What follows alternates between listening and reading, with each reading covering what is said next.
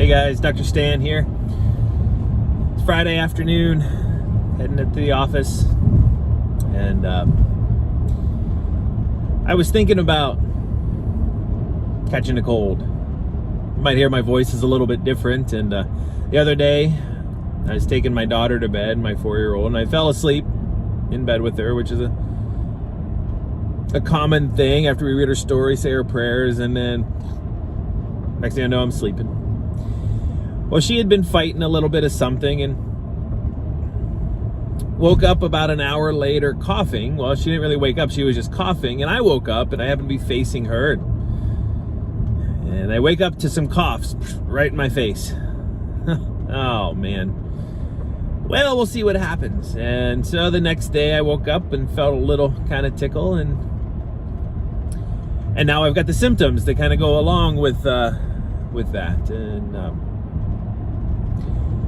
And a lot of times people will say I'm sick. And I think the word sick implies that something is wrong with our body. And whenever we're having symptoms of a cold, I would ask, is that sick or is that healthy? Or how about someone with breast cancer who hasn't been diagnosed yet and they feel great, they feel fine? Would you say that they're sick or they're healthy? So whenever we come across a virus, whenever the virus hits our mucous membrane and it sends off the first line of defense to our body, and then it passes in through the tissue and it sends off the next line of defense to the body, and then it passes into the blood, and then that starts getting around, and so each different layer has a different layer of defense, and your body is building a defense against it and learning what it is. And so the symptoms that we have are really just a normal, healthy response to a foreign invader in our body. They're not fun by any means, but when we look at it as my body's being healthy, go innate, go. That's the innate intelligence of our body reacting to a foreign invader. And when this virus gets into your body, it's really neat.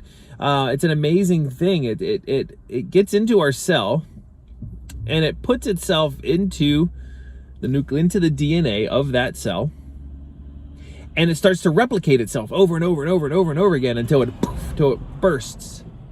And now you got all these other little viruses that are in there that do the same thing, cell after cell after cell after cell.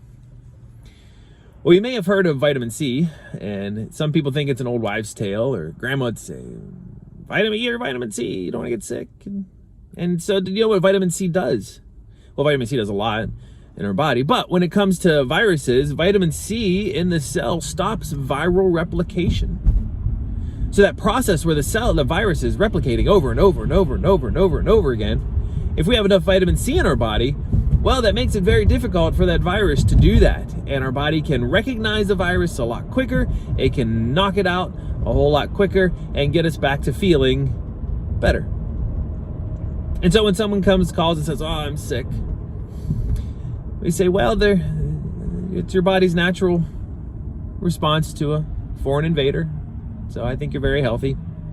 But there's also a direct link between your nervous system and immune system. So if you're subluxated and your nervous system can't recognize that this virus is there very quickly, then it takes even longer to fight it off. And so sometimes when people call and say they're sick, well, we say, well, we would like you to come in anyway, because if you're subluxated, your body's going to have a harder time fighting that off.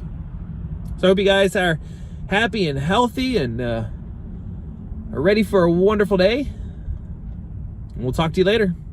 Bye-bye.